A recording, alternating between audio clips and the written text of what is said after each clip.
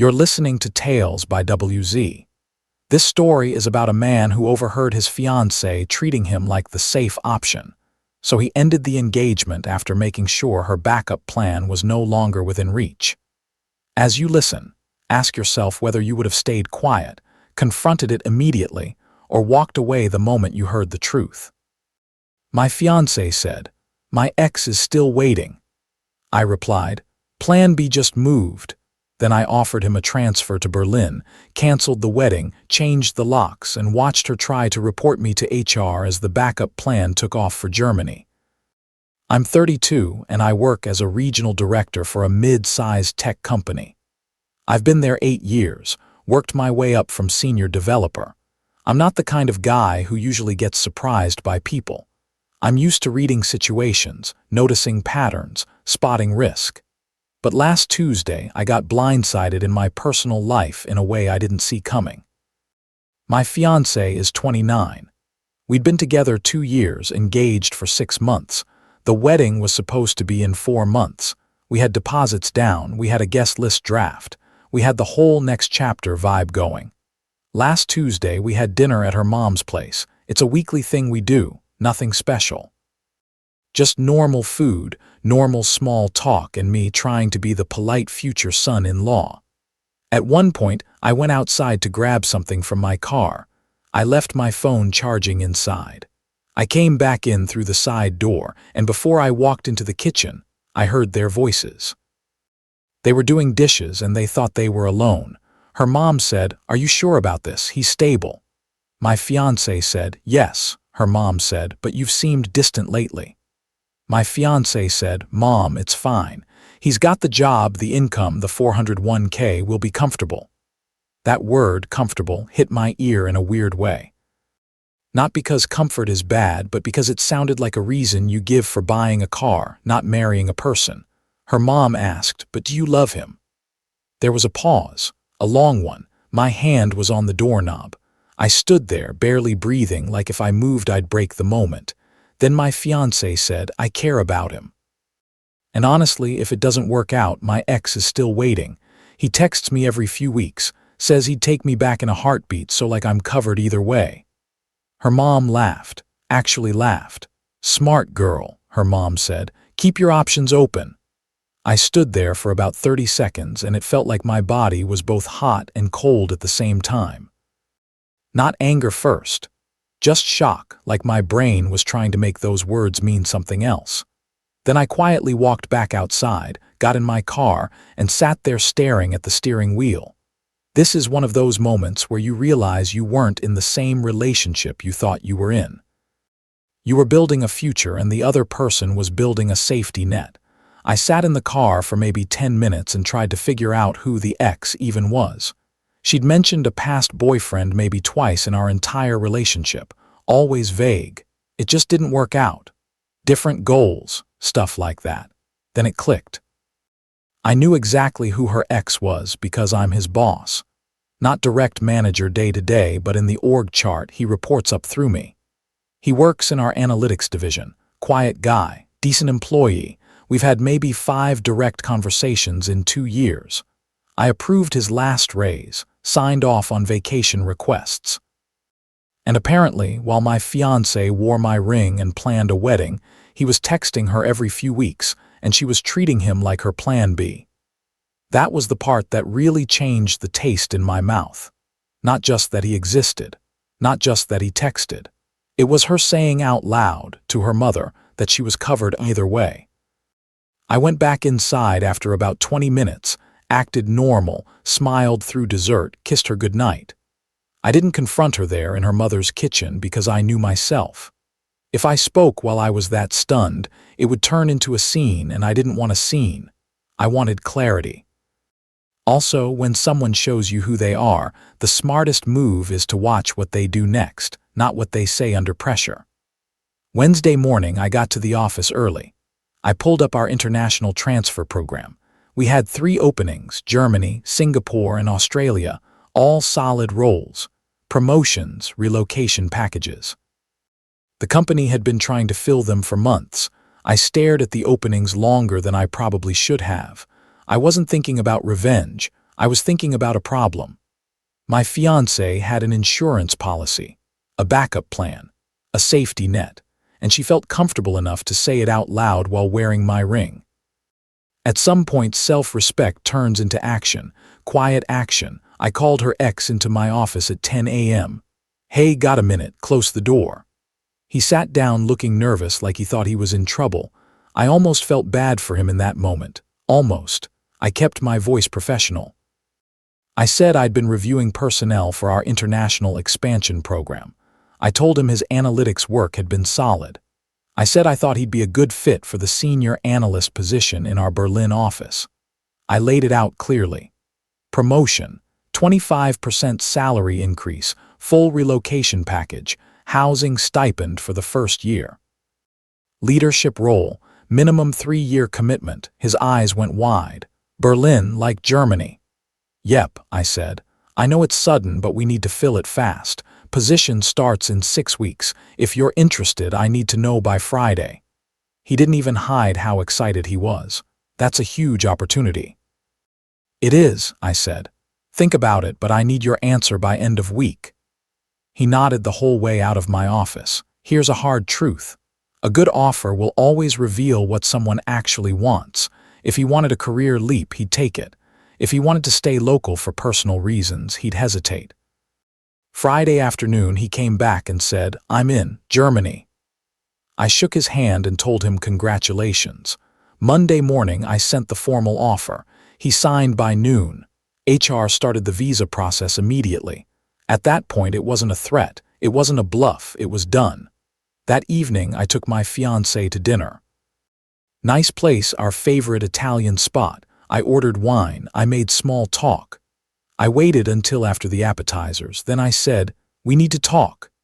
She got that look, half concerned, half annoyed, like she was already preparing to manage my emotions. I said, "I'm calling off the wedding." Her fork stopped halfway to her mouth. "What?" "I'm done," I said. "The engagement is over. I'll move my stuff out this weekend." She blinked like her brain couldn't process it. "What are you talking about? Where is this coming from?" I said, "Last Tuesday at your mom's place, I heard you, the whole conversation.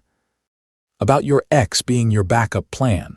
Her face went pale, then red, then pale again. "You were eavesdropping," she said.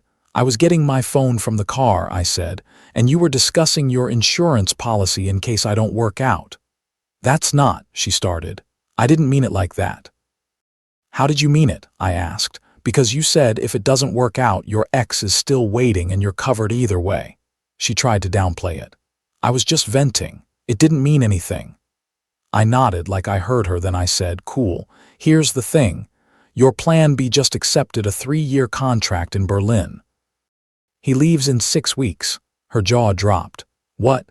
"Your ex," I said. "The one who texts you, the one who'd take you back in a heartbeat. He's moving to Germany. I offered him a promotion. He took it. He's gone." Her eyes filled fast, but it wasn't sadness first. It was rage. "You can't do this. That's abuse of power." I kept my voice calm. "I offered a qualified employee a legitimate promotion. He accepted. HR has been trying to fill that role for months."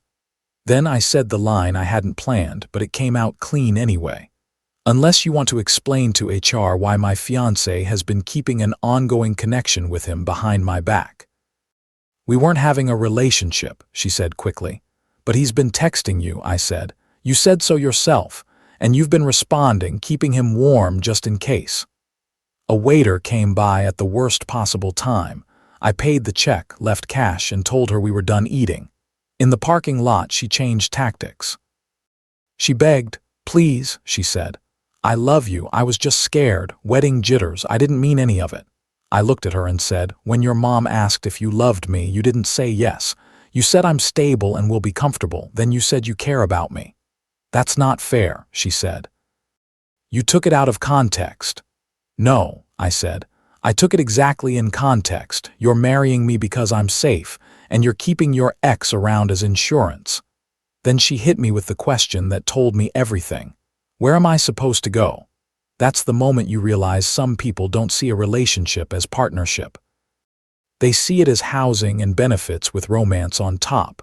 I said, "Lease is in my name. You have until the end of the month, that's 3 weeks.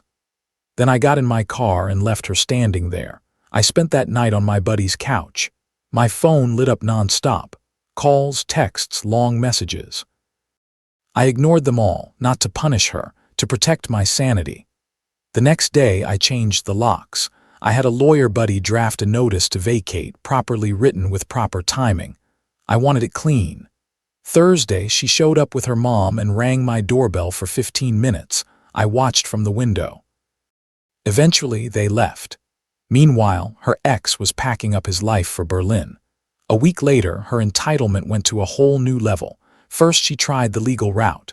She got a lawyer, and he sent a letter claiming I was illegally evicting her. My lawyer replied with a polite letter explaining she was not a tenant. She never paid rent, never signed a lease, and was living there as my guest. The notice to vacate was a courtesy. Her lawyer went quiet after that. Then her mom called me. "You're destroying my daughter's life over a misunderstanding." I said, "She told you I'm her backup plan and her ex is her insurance policy." "That's not a misunderstanding." Her mom said, "She's scared. Wedding jitters are normal. You're supposed to support her." "By being her second choice," I said. "No." Then her mom accused me of transferring the ex out of spite. I said, "I transferred a qualified employee to a better position." He was thrilled. "Ask him yourself." Then I said the truth, because at that point there was no point pretending. "I didn't manipulate the situation," I said. "I removed her safety net." She called me selfish and hung up. Then her friends started reaching out because my ex was telling everyone I was controlling and jealous, that I'd been trying to isolate her from her ex. One of her bridesmaids texted me. She and I had always been friendly. She said, "Hey, heard what happened. She's been telling us you were jealous of her friendship with her ex for months, said you were trying to isolate her." I replied, "Interesting." "Did she mention he's been texting her and told her he'd take her back any time?" The bridesmaid said, "No, she said they barely talked." I told her. "She told her mom if things didn't work out with me, he was waiting. I heard the whole conversation." There was a long pause. Then she wrote, "Holy crap," I added, "and I'm his boss." I offered him a promotion overseas. The bridesmaid wrote, "That's actually kind of genius." Sometimes, truth spreads faster than any speech you could give. You just have to give it one place to start. After that, the bridesmaids group chat blew up from what I heard. My ex got furious because her lies were collapsing. She called me and said, "You need to stop this, call him back, cancel the transfer." "I can't," I said. "He signed a contract, and even if I could, why would I?" "Because you're ruining my life," she said. "No," I said, "I'm living mine. Yours is your problem." Then she threatened to tell my company I abused my position. I said, "Go ahead. Explain to HR that your fiancé transferred your backup plan because you kept him as insurance while you wore my ring. I'm sure that will go great." She hung up. 2 days later, her mom showed up at my office. Building security called me. I told them to send her away. She left a 3-page handwritten note with lots of underlining. The gist was that I was throwing away a good woman over pride. Everyone keeps insurance policies. I should forgive her, and I should call off the transfer. I threw it away. Then my ex sent me a Venmo request for $8,400. The memo said, "Wedding costs you caused." I declined it and sent her one back for $3,600 with the memo, "Rent you never paid." She replied, "Are you serious?" I didn't respond, but I did the math anyway. She moved in after 6 months of dating. We agreed she'd pay utilities and groceries while I covered rent since the lease was mine.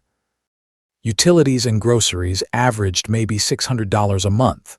Over 18 months, that's $10,800. She probably spent around $7,200. Rent was $2,400 a month. Over 18 months, that's $43,200. I paid all of it. So no, I wasn't taking lectures about money from someone who saw me as a stable plan. Update-wise, here's what happened next. She had 10 days left to move out. She stretched it to the last minute. On the final day, she moved out at 11:59 p.m. Her mom and sister came with a U-Haul. They took her stuff and left without saying a word, but the drama didn't stop. The day after she moved out, HR called me. Someone filed an anonymous complaint claiming I abused my authority by transferring an employee for personal reasons. I sat down with HR and our legal team and laid out the timeline carefully. I showed that the transfer was offered before I ended the engagement. The employee was qualified. The role was real. The compensation was real. The company had been trying to fill it for months. I never mentioned my personal life to him. HR investigated. They interviewed him. He confirmed I had been professional. He said the opportunity was great and he had 0 complaints. The complaint was dismissed. HR also made it clear that repeated false claims could have consequences. That part mattered because it showed me something. My ex wasn't just hurt. She was trying to punish me for not being manageable. After that, she started calling my friends, the guys I've known for years, telling them I sabotaged her career. She works in marketing at a different company, so it made no sense, but she didn't care about sense. She cared about the story. Most of my friends texted me and said, "Your ex is calling me, what's going on?" I gave them the short version. They all said some variation of, "That's messed up," and blocked her. Then her mom called my mom. My mom called me and said, "Let me guess. She says you're vindictive and transferred her daughter's friend out of spite." I said, "He wasn't her friend, he was her backup plan, I heard her say it." My mom paused and said, "That's awful. What did you do?" I said, "Offered him a promotion in Germany, he took it." Then I ended the engagement. My mom said, "Good. No drama, no guilt, just support." Meanwhile, her ex flew to Germany. He posted photos of Berlin, his new apartment, his office. He looked genuinely happy. My ex saw it, I know because she tried to text me again. "He's really gone," she wrote. "You actually did it." I replied, "Yep." "I hate you," she wrote. I replied, "Cool." Then she tried one last push. "I was going to marry you, we had plans, a life." I wrote, "You had plans for a comfortable life with a safety net. I had plans for a marriage. We weren't on the same page." She wrote, "You didn't have to ruin everything." I wrote, "I didn't ruin anything. I removed myself from a bad situation." She stopped responding. A few days later, one of her cousins reached out. We'd been friendly during the relationship. She sent me a screenshot from a group chat. My ex had written, "He's so stupid, I almost had him locked down." The ex thing was just insurance. I was never going to actually leave. Now I'm stuck starting over at 29. This is bullshit. The cousin wrote, "Thought you should see what she's really saying." I saved it. I thanked her. And I felt something settle in my chest. It wasn't just that my ex had a backup plan. It was that she saw me as someone to lock down. A plan. A setup. A situation. That's not love. That's strategy. 2 months later, life has settled. My ex tried one last play about a month ago. She showed up at my apartment at 10 p.m. on a Saturday. I didn't answer. I'd installed a camera by then. I watched her through the app. She stood there 20 minutes, knocked, waited, knocked again, then left. The next day she texted, "I know you were home, we need to talk." I replied, "No we don't, lose my number." She wrote, "I made a mistake, can we at least have coffee?" I said, "No." Then she tried to reduce it. "You're really throwing away 2 years over one conversation I had with my mom." I wrote, "I'm ending it because you were settling for me while keeping your ex as a backup. That's not a relationship, that's a business arrangement." She didn't respond after that. I blocked her number, blocked her everywhere. Done. Her ex is thriving in Germany. His LinkedIn is full of posts about his team and his new life. Good for him. Honestly, I don't hate the guy. He got a promotion and a fresh start. If anything, I did him a favor. My ex is apparently back living with her mom. I've heard she's on dating apps and keeps complaining that nobody is serious. The irony is hard to miss. She wanted stable. She wanted covered. She wanted options. Now she has the opposite. As for me, I'm doing better than okay. I took the money I would have spent on the wedding and bought myself a new car, nothing flashy, just nicer than what I had. It feels good to drive something I picked for myself. I started going to a trivia night downtown, met people, made friends. There's a woman there I've talked to a few times. Nothing serious, but I'm not rushing. Work has been good. My boss recognized me for filling the international positions quickly. I might be in line for a promotion next quarter. My apartment feels like mine again. I redecorated, got rid of anything that reminded me of her. New couch, new art, quieter space, and the biggest thing is this. I'm not angry anymore, I was at first, but now I'm mostly relieved. I almost married someone who described me as stable and comfortable, not loved. Someone who kept one foot out the door. Someone who told her mom she was covered either way. People laugh when they hear the transfer part of the story. They call it cold. They call it a boss move. I don't know if it was cold. I think it was logical. She kept a backup plan while planning a wedding with my money, so I removed the backup, then removed myself. No yelling. No begging. No dragging it out. Just clean decisions. Lesson 1. Listen closely when someone talks about you like you're a resource instead of a partner. Stable and comfortable are not the same as loved. Lesson 2. A backup plan in a relationship is not harmless. It's proof that trust is already broken on one side. Lesson 3. If someone keeps options open while you're making vows, they're not preparing for marriage. They're preparing for an exit. Lesson 4. Protect your peace with facts, timelines, and calm choices. The loudest person is not always the most truthful. Lesson 5. Walking away is not revenge. Sometimes it's just refusing to be someone's safe option while they keep better possibilities warm. So what would you have done if you overheard your partner say, "If it doesn't work out, my ex is still waiting"? And do you think a relationship can survive once you realize you were never the first choice to begin with?